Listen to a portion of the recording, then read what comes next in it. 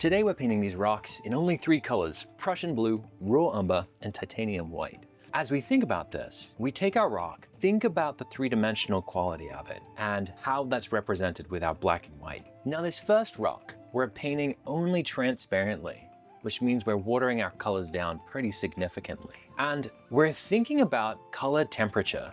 This is how warm and how cool the different sections of the rock are going to be. Some of them at the top are going to be pretty neutral, with the colors on the right being very cool and the colors in the shadows significantly warmer. We're keeping this in mind as we go. The advantage of painting like watercolor with this is we get lots of texture really quickly. The second rock, we're going to be painting fully opaquely using only really thick paint. Again, on the right-hand side in the light is nice and cool, lit by the blue of the sky. That means our shadows are going to come across as warmer, but the rocks as a whole are pretty dark. So once we have this basic structure down, we want to keep pretty solid within that. Now we just get to go in and add detail, darkening some places, lightening some other places, all using really thick paint to try and come in and get the details.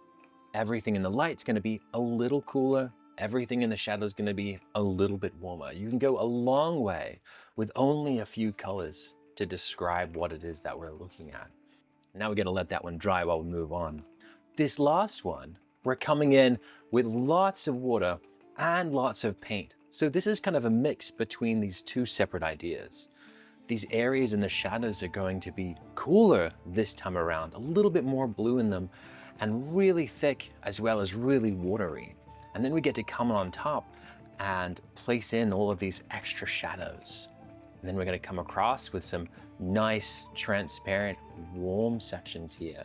Having this transparency, again, means we get lots of brilliant texture, and then it's really easy to paint over with our thicker paint after we're done with that.